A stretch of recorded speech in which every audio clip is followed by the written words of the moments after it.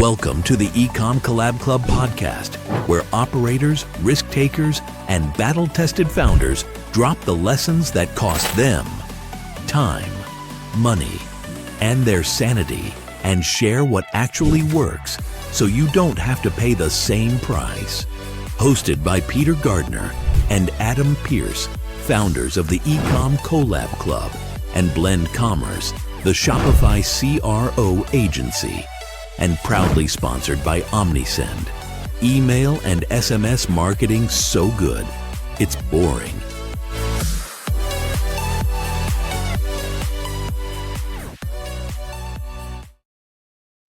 Hello and welcome to another episode of the eCom Collab Club podcast.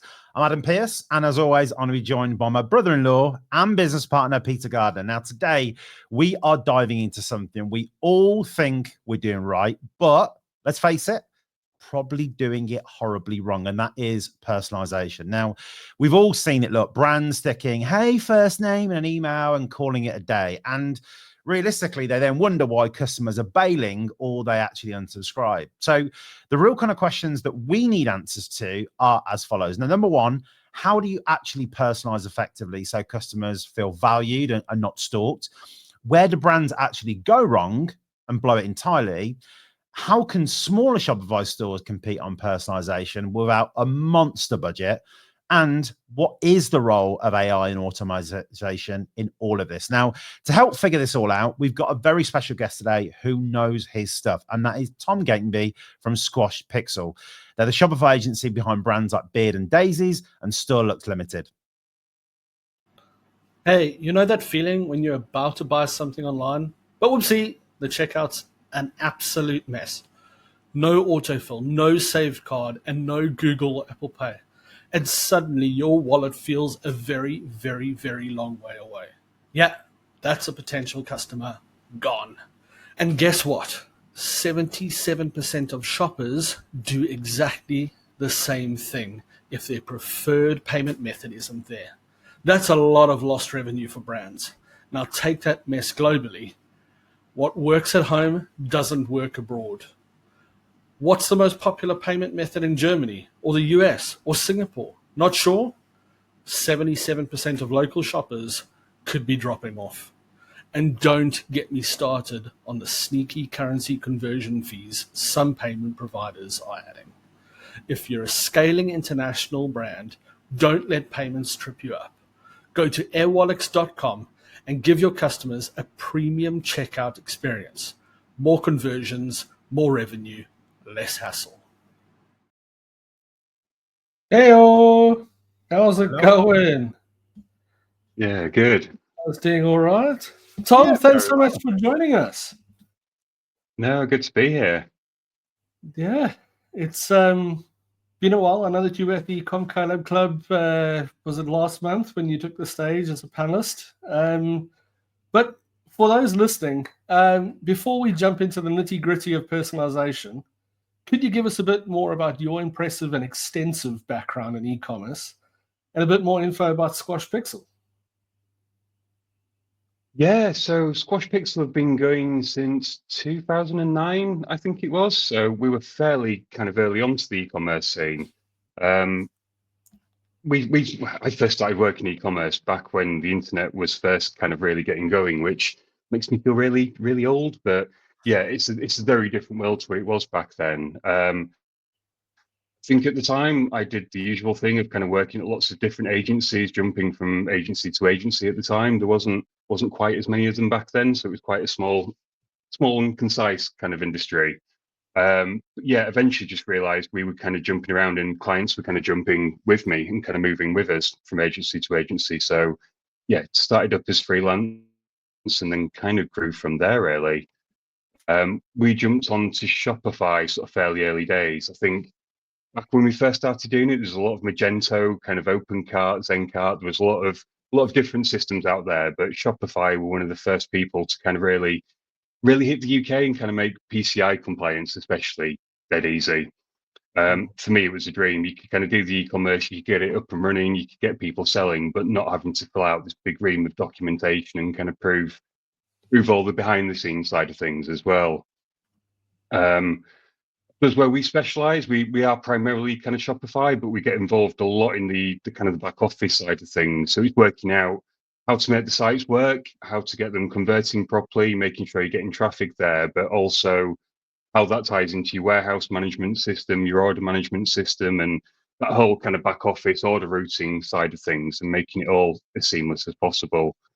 I think because of that, we do a lot of people like migrating people from other platforms to Shopify, and a lot of weird and wonderful integrations with 15, 20-year-old back office systems that don't have APIs, and everything's done with file imports and like EDI and that side of things. So there's not much we've not seen over the last 15, 16, 15 years.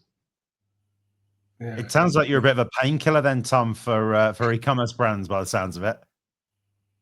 Yeah, I think that's where we've got a lot of our reputation. I think there's a lot of stuff that it doesn't just have an out of the box kind of integration. I'm saying that with bated breath because Shopify being Shopify, most things kind of integrate with Shopify out of the box, but not always in the way people kind of need them to do. So working out what that problem is and how to solve it, whether it's a couple of different systems or daisy chaining different things together, there's normally a way around it. Absolutely. And I think what would be good obviously today is we're going to hone in now on obviously the topic of today, which is around this kind of customer experience and the personalization piece. Now, I kind of cheekily at the start there in the intro was talking about this whole idea of like, hi Adam in emails. And it's something I talk about a lot that drives me insane. But I think what I want to hear from you is, in your experience, where do brands tend to initially go wrong on the personalization piece? You know, is it around data, messaging, or kind of something else entirely? I think you've probably hit the nail on the head. It's that kind of being personalized without actually being personal. I think having a customer like your first name in an email, that just kind of makes sense. It's kind of the expectation now, but I think people don't think about what happens at that kind of next level. It's like, why is it personal? What actually needs to be personal? I know back in the early days of the internet, when ad tracking was kind of first getting going, you'd buy a toilet seat for argument's sake, and for the next 3 weeks, you'd be advertised toilet seats, different types of toilet seats, different prices, or that horrible thing if you've just bought a new camera and for the next 3 weeks you get advertised bigger and better cameras that are cheaper or more effective. It's trying to work out why things need to be personalized, I think, a lot of the time, and people don't kind of go that kind of extra step. It's like product recommendations. If you've bought a toilet seat, you might need, I don't know why I got into toilet seat. That's the worst example I could have gone with. But yeah, if you've just bought a toilet seat, you're probably interested in a toilet brush. It's all that kind of peripheral stuff that people kind of forget about. They get too bogged down into what's like a toilet seat and not the extra bits that kind of go with it. And I think that's it, isn't it? I mean, it's like, I think the problem is personalization, the word itself, it's almost a bit misleading because you're not actually trying to talk to them as an individual. Like you said there, you're trying to lay up things in front of them that are going to be useful where I guess they are in that buying journey. And I think that's probably where a lot of people go wrong, isn't it? It's that you feel like you've got to do all those kind of, individualized homepages with their name on and kind of go in that level that feels a bit creepy. But reality, like you said there, it's putting the right product for them in terms of the right time.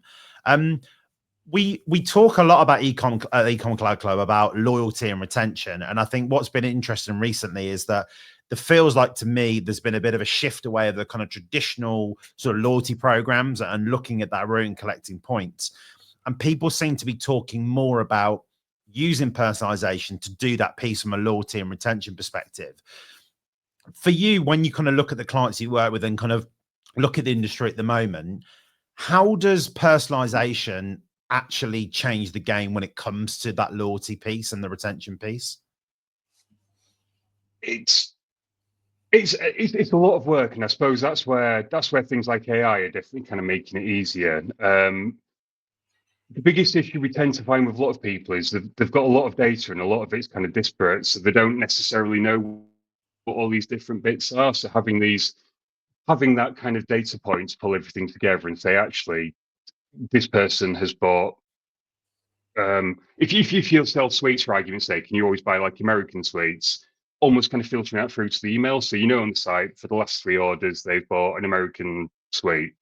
your email should then kind of be segmented, so you can kind of start to almost kind of email them about American sweets. There's no point emailing them about Swedish sweets or Nordic sweets if they're only interested in American sweets. And it's having that big kind of connection of all those kind of data points. And I think when it comes into loyalty, it's that similar sort of thing. Like I said, points are good, and for some sites, points makes perfect sense. Like points per pounds works really well if it's like a mass market Temu type site where you're buying lots and lots of stuff regularly. For most people, working out what that loyalty actually means. So if you're a gamer and you only buy Switch games, you've only got a Switch console.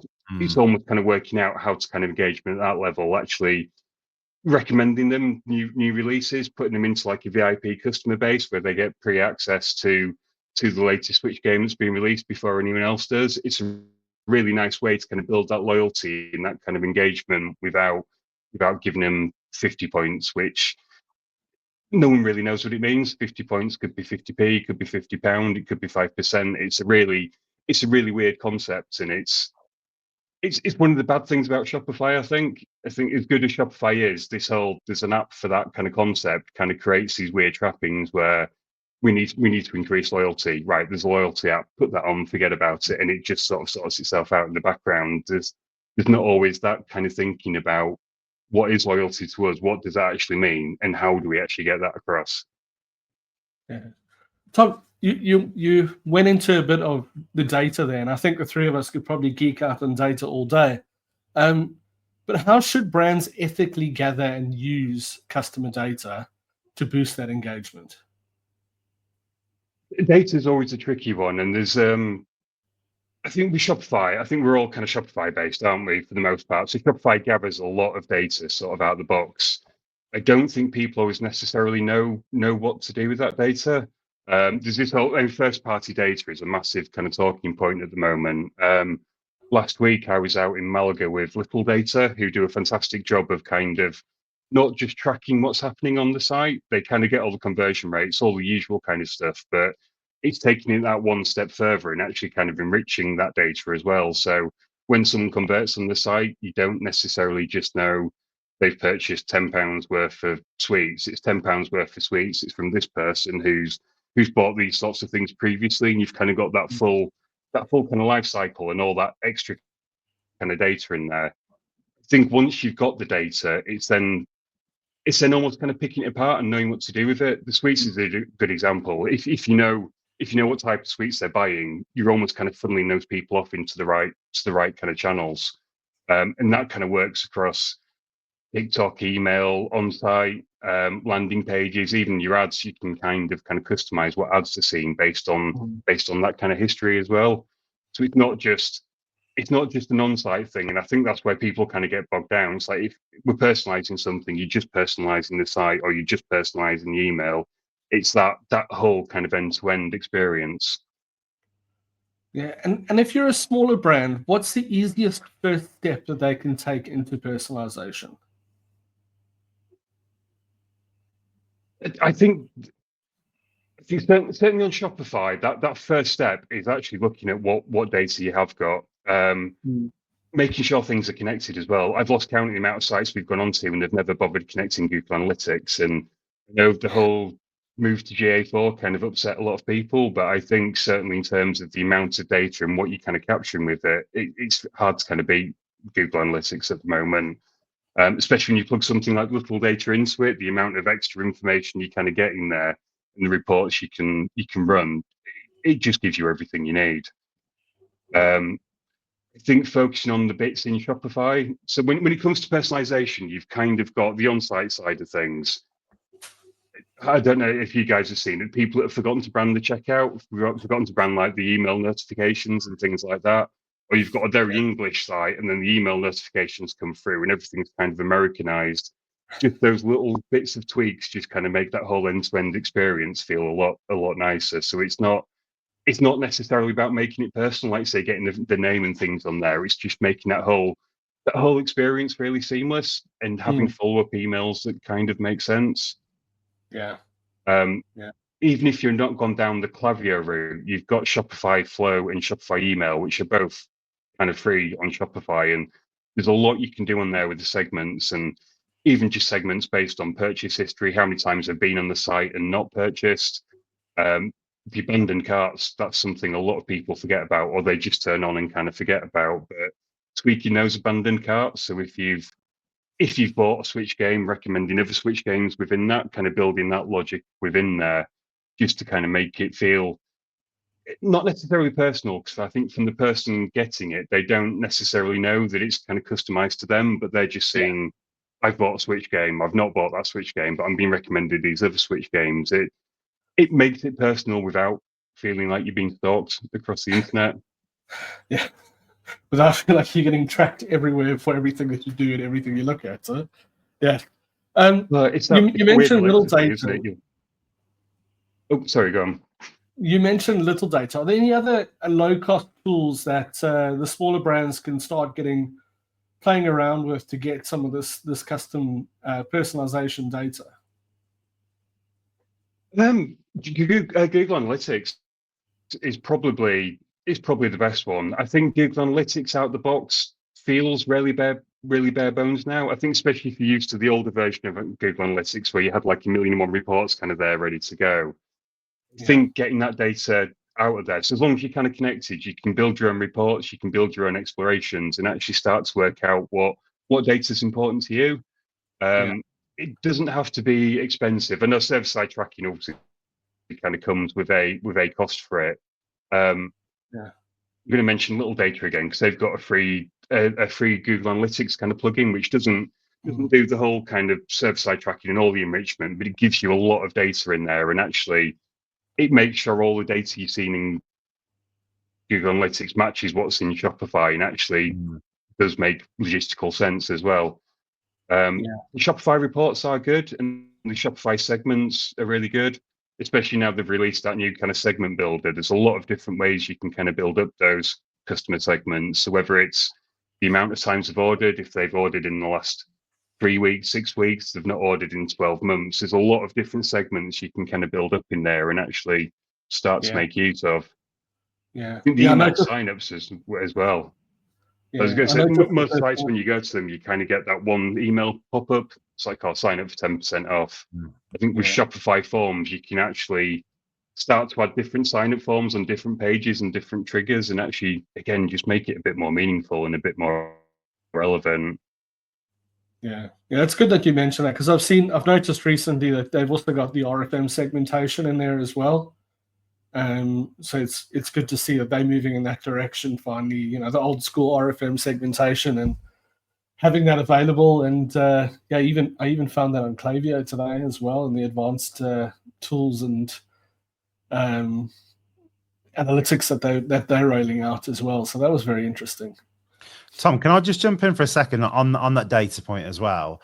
How do you handle the conversation with clients when they talk about data and they have that typical attribution problem of, look, email is telling me this, ads is telling me this, Shopify is telling me that, GA4 is telling me that. How do you kind of reassure your clients with that, and what do you kind of advise them to do to get the single source of truth? It's always a tricky one, and it's the problem with a lot of all the different apps want to claim everything, and it's that whole kind of last click sort of attribution, isn't it? So if someone sent an email out and you happen to click on it, you might already be on the site mid-purchase, but that email click will still kind of get that last attribution. So I don't think it's an exact science yet. There's always a little bit of kind of reading in between the lines and trying to work out where it's kind of going to. I think working out how you kind of measure, I think conversion rates are obviously kind of a good way to kind of measure how well the site's working. Conversion rate's an immediate thing. You can see how many people have come to the site, how many people have purchased. It's fairly black and white.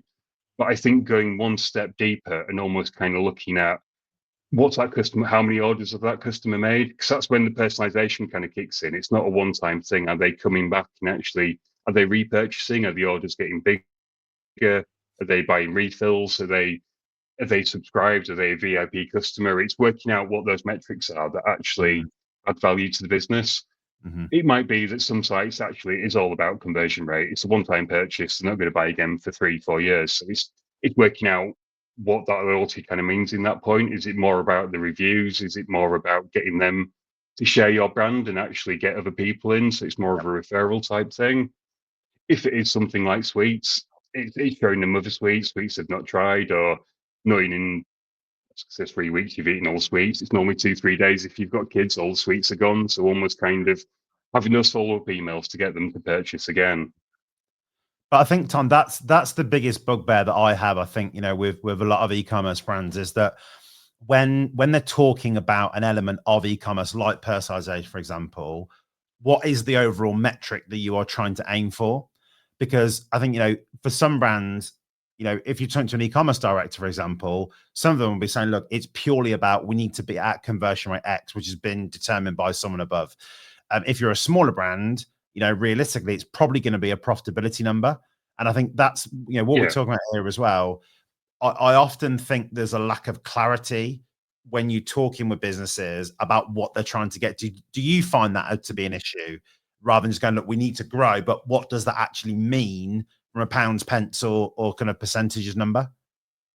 Yeah, and it tends to vary depending on who you're speaking to as well, to be fair. So for someone that's involved in pay-per-click, it's all about that conversion rate and the ROAS side of things. So it's very kind of front-loaded, and it's a very singular sort of data set they're looking at.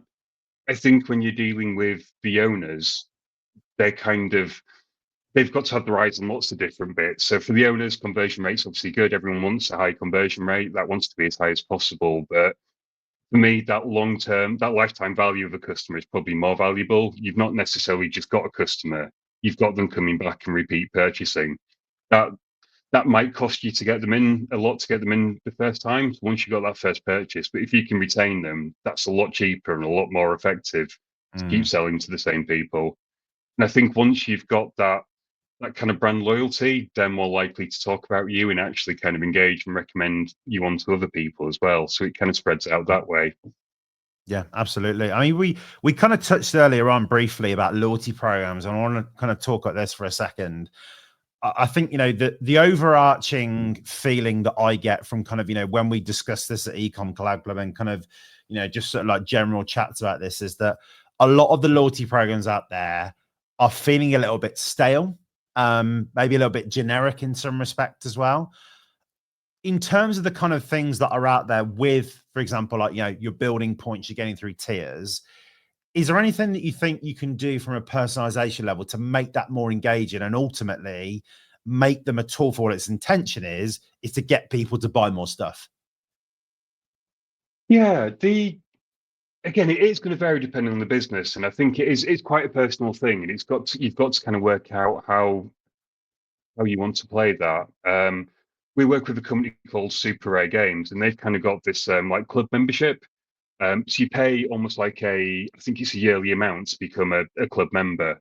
Those club members get access to the new releases sort of, I think it's 3-4 days before anyone else.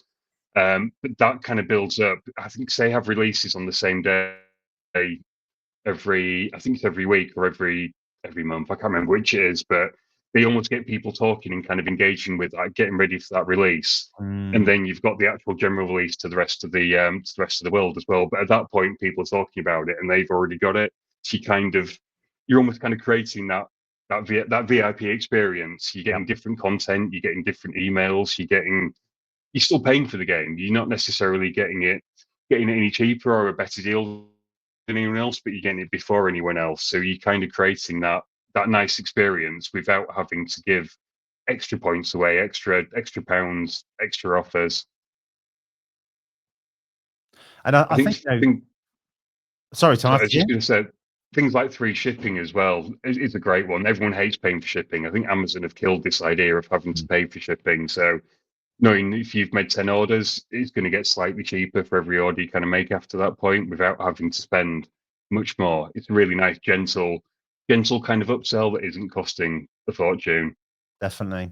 And I think, I like that example you gave there as well about the games, because look, I guess in that situation, they've understood what the most important thing is to that customer. And I like you say, in that situation, in the gaming industry, people want to get it before anyone else, so they can play it, they can comment on it, they can go onto forums and talk about it before anyone else. It's kind of that sort of, they can self-generate that FOMO for the people.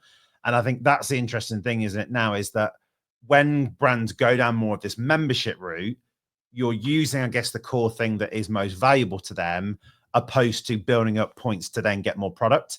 And I think, it's similarly like, other brands have done it with the membership programs, a little bit sort of, Amazon Prime style, where you pay a monthly membership, but you get those additional benefits. And you also maybe get an element of free shipping that's included within that. And I just kind of wonder, as time goes on, will that be kind of something more that people expect, opposed to this kind of points sort of system that we've got at the moment? Do you think there's any brands out there that are completely nailing it from a loyalty program point of view? I don't think anyone's got it perfect yet. I think the idea of what a loyalty scheme is changing sort of as time goes on. I don't think it's a static thing. I think people's expectations are definitely kind of shifting. I think at one point, this idea of the loyalty scheme was quite new. So the sites that did have it was quite new. It stood out there, and it felt quite different. I think as more and more sites kind of embrace this and kind of add these types of schemes on there, people are always going to be looking at that kind of one step further. I think certainly from a generational point of view, I think the younger generations, it's less about points and saving money, and more about that kind of engagement and feeling like they're involved in a brand's kind of story. Was it the Saatchi guys? They did the this whole idea of a love mark. It's kind of that one step above being a brand. I think that's almost kind of coming back into fashion again, and it's less about cost and less about just what the actual product is, and it's more about where you're buying it from. And certainly the environmental side of things is a lot more important than it used to be. And I think, alongside that as well, we've seen, I think, post sort of COVID as well. And I hate kind of saying post COVID because everyone talks about it, but ultimately there was a shift in people's buying behaviors, wasn't there? Everyone became an expert on e-commerce. Everyone was doing it all the time. But I think one of the things that I see a lot more of now is where you've got brands who are sharing a lot more in terms of their content. So kind of employees generating content, them sharing the ups and downs of running a business. I think about Midday Squares. I think about Batch London in the UK. All of these guys, for me, I think that also comes into that personalization piece, because ultimately people want to know more about, like you said there, where the product is coming from, why it's been created in that particular way, getting behind actually the face of the logo, who are the people that are delivering me this thing. And I think that's, we've kind of gone from this very sort of like mass market appeal to actually everyone's going to go more the other way now, where it's like everyone wants more micro. Yeah, I think people ultimately buy from people. And I know the high street is kind of changing, sort of dying at the moment, but that used to be what the high street did really well. You walked into a shop, you knew your local people that worked there, you had the conversation. Same with coffee shops and things like that. People have favorite baristas. They go to certain shops because they like the brand, but they like the experience that kind of comes in there. And I think that is kind of making a shift back to online again. I think it's not just the website, and I think that's where people kind of get bogged down. It's about making the website really personal, but the follow-up emails that come after that, making sure that they know when it's going to get delivered, it gets delivered on that time. The box, it's a nice box. You've kind of got that nice kind of unboxing experience, that whole kind of tactile element people kind of forget about. I think, especially with drop shipping's really easy at the moment, but you just get a brown box through or a plastic bag. There's no extra kind of documentation. There's nothing else extra in there. It just feels like a product. You've gone from this really nice personal experience to just a plastic bag with a t-shirt in it. You've kind of lost that personal kind of feel at that point. Firebox used to do it. Whenever you got something from Firebox, you used to get like a little bag of Haribo in there. And it's a really small thing, but people used to get excited about this little bag of Haribo, which is insane as like a 30, 40-year-old bloke getting excited because you've got 4 sweets in a plastic bag. But it's that extra little touch. No, definitely. I think this thing, it's one of the things for me is here, and you've illustrated this very well there, is that personalization piece doesn't need to be a very expensive thing that you're actually doing. From a margin point of view, it doesn't need to be something that's going to blow your margins away. And I remember, kind of a few years ago, again, big brand Sephora, But I know with their loyalty program, what they did is they had a particular shade of lipstick that was only available to people who reached the top tier of their loyalty program. So, you think about that from a production perspective. Look, it's going to cost them pennies to do it, but then the social that they got off the back of that in terms of promotion was massive. And they knew that their customer would want this because it was that kind of, look, I've got something that someone else hasn't got. So I think it's getting into that psyche of, okay, what is most valuable to the customers we deal with, and then layering something into it that isn't going to cause you a big headache. And I think that's one of the things I'm interested in, from your thought on here is, do you think that, with the loyalty side of things and these kind of personalized rewards, is that overcomplicating the customer experience in some instances because there's kind of too much complexity around it? Yeah, I think these things are complex. There's always going to be a degree of complexity that kind of goes with that. But in my mind, that complexity should be on your end, not the customer's end. So you might be gathering and segmenting and doing all this stuff behind the scenes, but from the customer's point of view, they just get an email through, or they just get a website through, a landing page or an offer through. For them, it's just one click and they're through to the site. It doesn't necessarily need to be, they have to log in, they have to reach these different levels. They're not feeling like they're always one step away from a better deal. And that's where I disagree with the tier thing sometimes, because I think when you tell people they're a bronze customer, it's like, well, I've done 10 orders in the last 3 months. Why am I only a bronze customer? You're almost kind of telling them you're a good customer, but you're not quite good enough. You've kind of got 1 level, 2 levels to go. But I think doing that behind the scenes and actually going, what, this person is a gold tier customer. We don't necessarily need to tell them they're a gold tier customer, but we'll start treating them like a gold tier customer and just start funneling them that different information. It doesn't need to be an obvious thing or kind of a said thing. It's just something that happens. And it doesn't have to be expensive. I know, is it Chewy, the pet food place? Was it last year? I can't remember when it was, but they started getting a lot of kind of really good kind of coverage from what happens when your dog dies. So they do a lot of pet food subscriptions, and when your dog dies, it's obviously a traumatic thing. People hate it. The next chunk of dog food kind of arrives, and suddenly you don't have a dog anymore, but you've got dog food. So you ring up to cancel your subscription. And from that one kind of action point, and it is literally, I'm cancelling my subscription because my dog's died. It's literally one question, one answer. And off the back of that, they send out a sorry, like a sorry note. You get your last order kind of refunded, and you get sent a bunch of flowers. And that obviously there's a cost to that, but from the customer's point of view, suddenly you're not having to pay for it. You've kind of been through that process. It's cancelled. I think they tell you to even donate the food to a local shelter or something like that. So you're not even having to go through that kind of pressure of kind of sending that food back and going through all that kind of aggro. So that one question and that one bunch of flowers and a note, that creates so much goodwill and that feeling of kind of personal attachment to that brand. You are fully brought into that brand at one point. You feel like they're looking after you. And it's one question, it's one data point. They've just known what to do with that one little bit of data. Yep. I think that's a great example and spot on. No, love that. Yeah.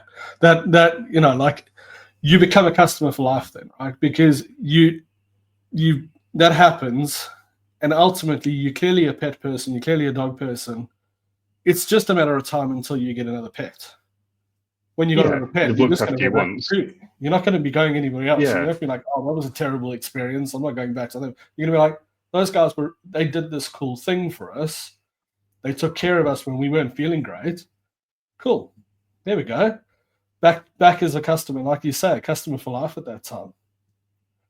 I think on a subconscious level, you probably know it's not personal. They're doing that to everyone, and it's not necessarily just for you specifically. But the fact that they're doing it and they're doing something with that, it kind of matters. It does get you bought into it.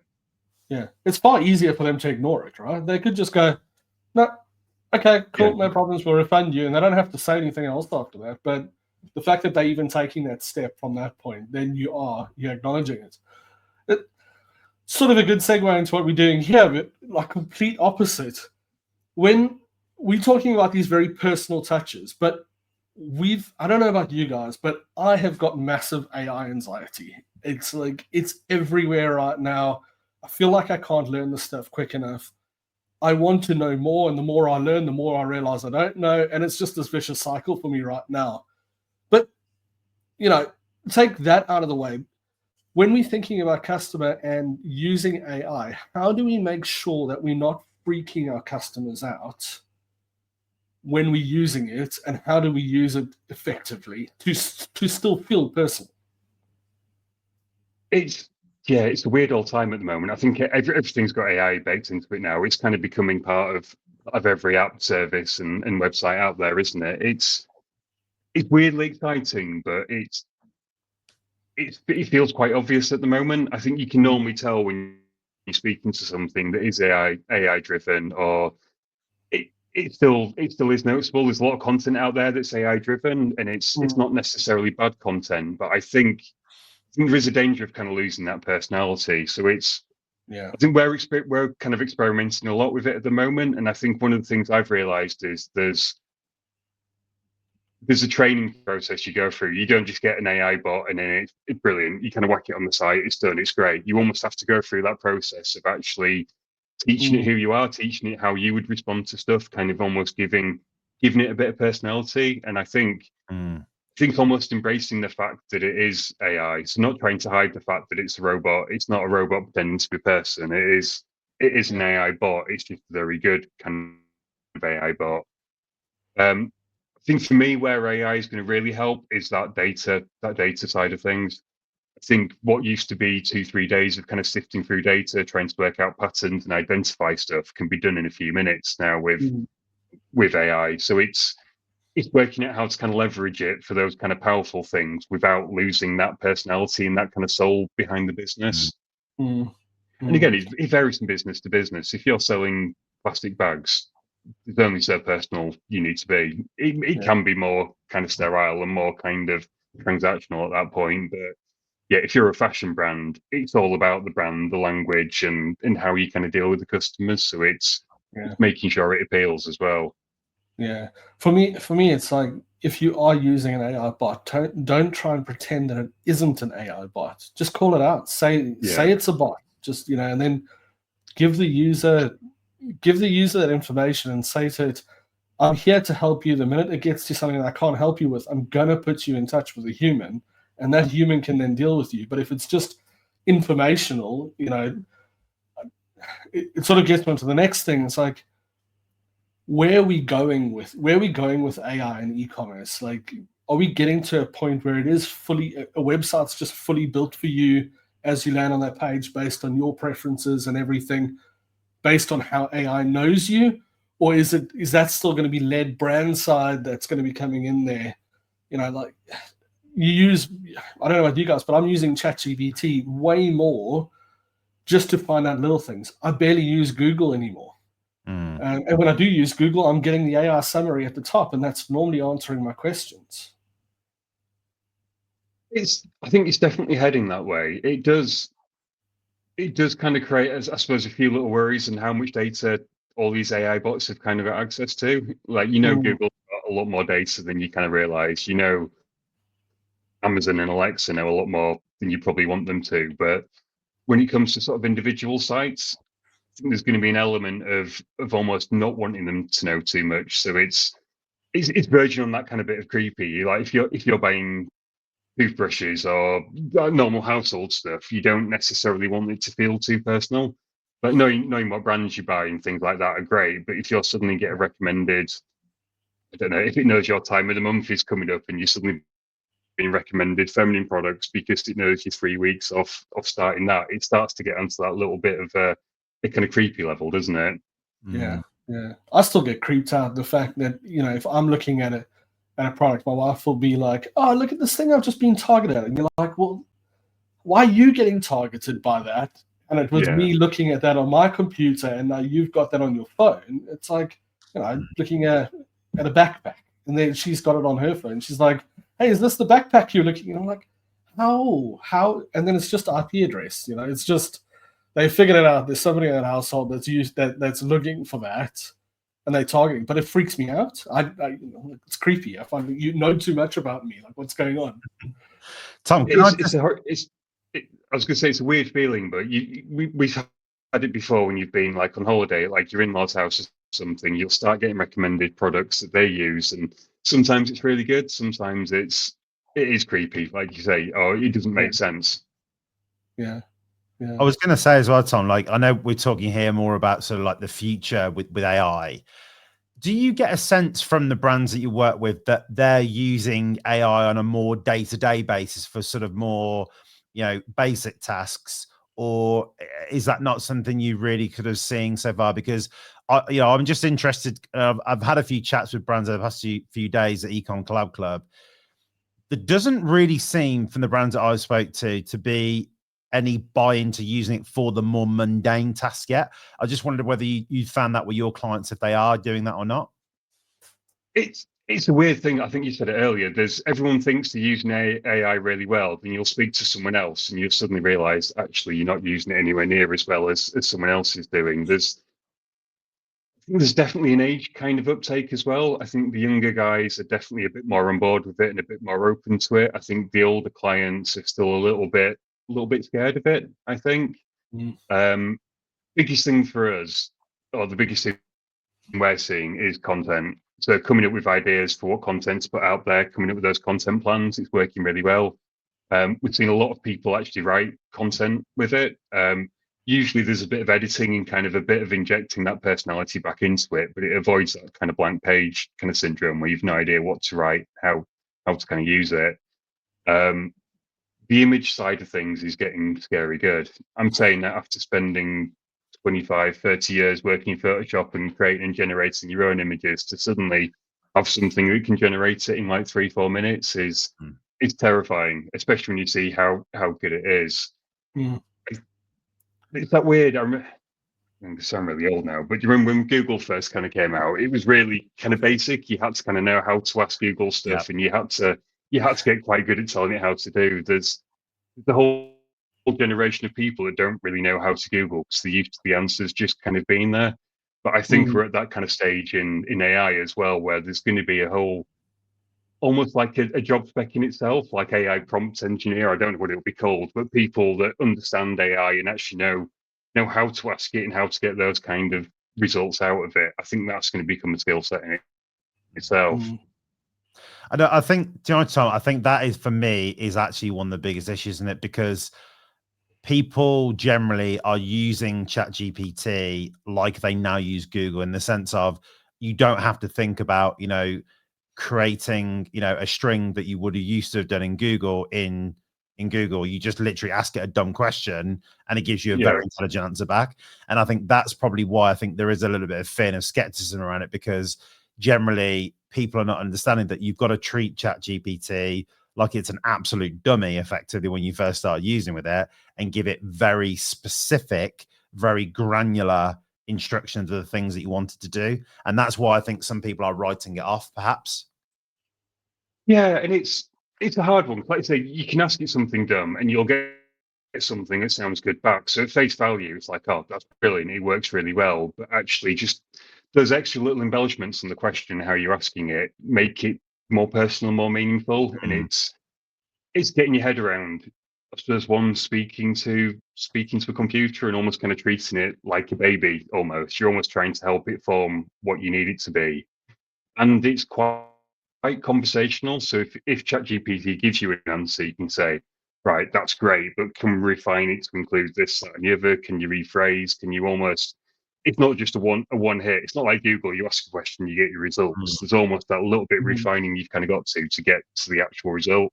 Whereas I think a lot of people, like say, treat it like Google. You type something in, you get it, that's it. It's either right or it's wrong. Yeah. I'm seeing the flip side of that as well. It's like if you give it too much information, you almost limit it as well. So if you give it too much information and in that you're almost giving it like constraints, it comes back and it's quite constrained, because it takes that what you've input as like, no, that's the boundary. I don't want you to go further than that. And then you've got to, and I'm actually finding being more conversational with it is actually better, but you can't, it's not that one prompt cool. And I think that's what a lot of people did in the beginning with ChatGPT in particular. It came out, they gave it an initial prompt, it spat out something, and they thought, okay, great, I got a blog post now, and they posted that, and you were like, that's so clearly written by AI.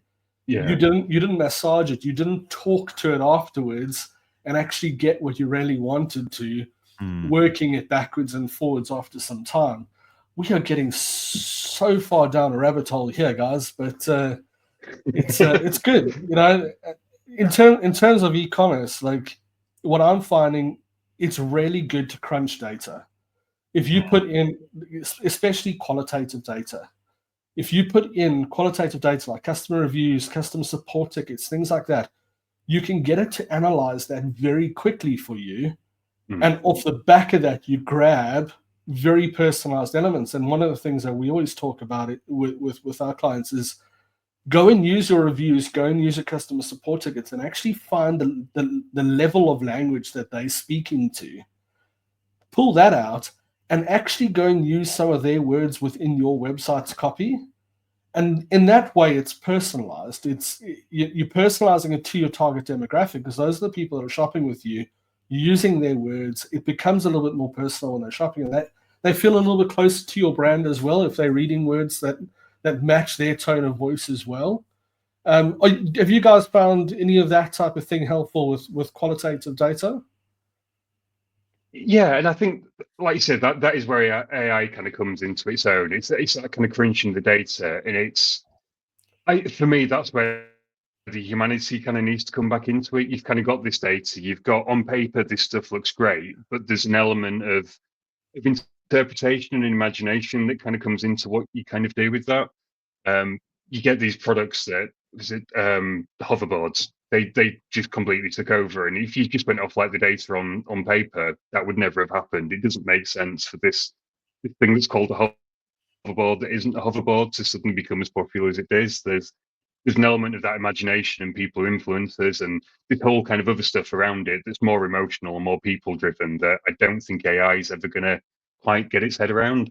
So I think it's using AI for the bits that it's good at getting the data, getting the understanding out of it, but then that interpretation is where the people kind of come back in, and that's where the power is, I think. Yeah, it's an assistant, it's a tool. You can't just rely directly on that data that AI is spitting out. You still need to go and do the work yourself. We find it from a coding point of view. It's great if you're stuck in a coding problem. You've got things like Cursor and Copilot and things like this, which are great. But if you don't understand what you're asking it to do or understand what it's spitting back out, there's still this weird disconnect of it technically works, but is it right? Is it wrong? You still need that foundational knowledge to be able to use it to do what you need to do with it. Yeah, I think our developers have said the same time. It kind of feels like, look, there's a lot of code bloat when you're using AI at the moment, and like you say, yeah, you're getting there, but are you getting there in the most efficient way? Maybe not. That context, because that one problem you're working on there might be used or reflected in 15 other places, which the AI can't kind of see. It doesn't understand all that extra bits. There's always that big picture you've kind of got to be working stuff into. Do you sell stuff online? Then you need Omnisend. Yes, that Omnisend.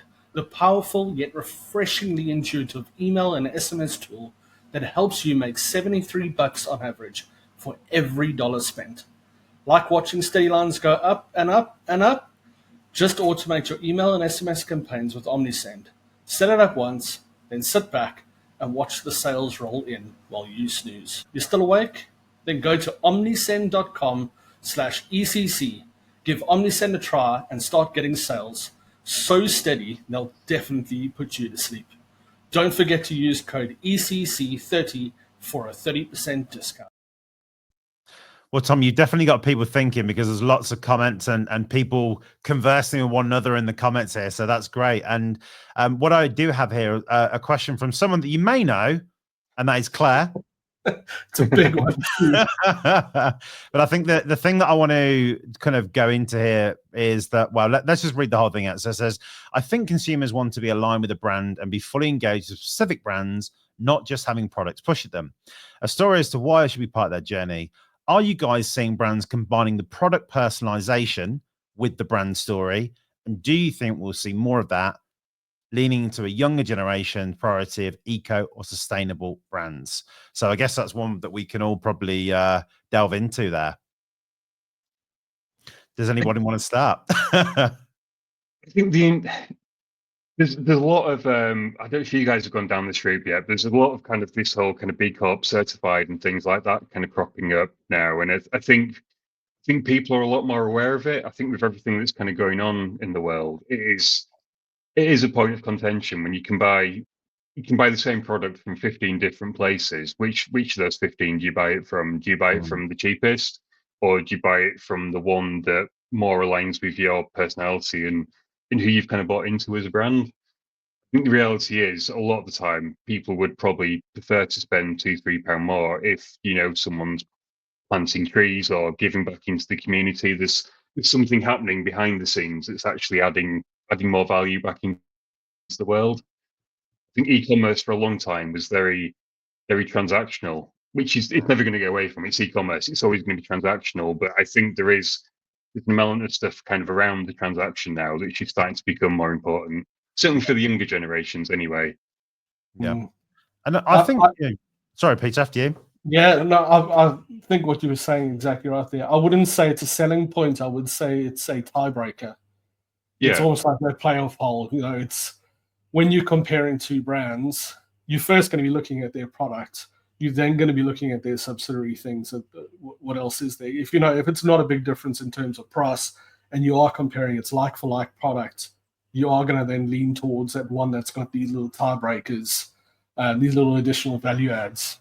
That's what I think. Sorry for cutting you off there, Mr. Pierce. No, not at all. I mean, I think, it's for me, this piece about kind of the brand story and the personalization, for me, I think the brand story piece actually acts as a personalization, because a lot of the scrappier younger brands out there that are doing this are sharing things from founders that I think automatically then makes people feel like, actually, look, these guys are willing to share about them, so I'm kind of willing to share them. And I look at brands like Surreal, who take a very kind of like playful aspect of what they do. The guys at Midday Squares that I mentioned earlier on, they share everything. And I think people naturally then, they feel like they are being spoken to as an individual because the brand owner has done that again. The guys at Batch London, again, they do the same thing. You've had people, obviously, like Currys, for example, in the UK, who have used that kind of TikTok approach again to kind of use their own members of the team to sort of then take it away from being this kind of big corporate sort of brand name to individuals in the shops. You've had people like Tesco in the UK, employees, again, doing kind of content for their particular store. So for me, like, it feels like doing that is a kind of the personalization piece in itself, because you're starting that conversation between individuals rather than the brand to an individual. And like you said at the time, people buy from people. I think it's a really good strategy to try and deploy. I think there's that acceptance that you don't have to sell to everyone as well. I think kind of leaning into the brand and that personality, you're not trying to sell the same product to 25 different generations, interests, hobbies. It's actually focusing on the people that do align with you and focusing on them and just doing it for them and kind of attracting the right people. Absolutely. Tom, we've got a couple of quick fire questions as well here. You can name names if you want to, or you can just talk about them more generally. But the first question we got for you is, what's the worst example of personalization that you've ever seen or seen recently? The worst. That's a hard one, isn't it? I suppose. I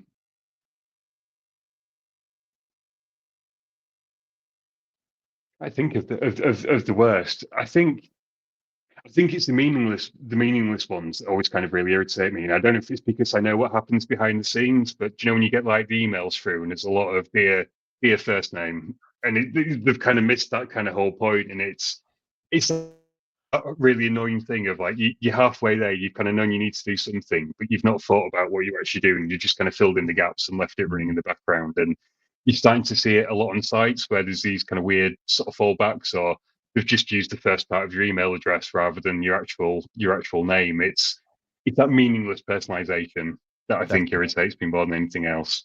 That and spin the wheel. I hate the spin the wheel things. They seem to be cropping up everywhere at the moment. I remember about 5 or 6 years ago, and everyone was asking for them. And I think a couple of our clients actually preached on did pretty well when they first came out. But yeah, it's The minute everyone caught on, it was like, pretty no, horrible. no. I'm sure you get these as well. It's for me, it's those shitty outreach emails that are trying to come across uber personalized, and they've scraped something from your LinkedIn profile or something like that, and you can just, it's like, for us, we got Blend Commerce, Shopify CRO agency. It's like, love the work that you're doing at Blend Commerce, Shopify CRO agency. It's like, Yeah. you've clearly just pulled that straight from LinkedIn, and now you're trying to pass it off as being personalized, and it's just like, yeah. For me, I always, those are the ones I just hate. I always want to reply, just be like, but I always restrain because I want to get the satisfaction of a reply. At least put a bit of effort goes a long way, doesn't it? Even just someone reading it before it's been sent, it'd make a big difference.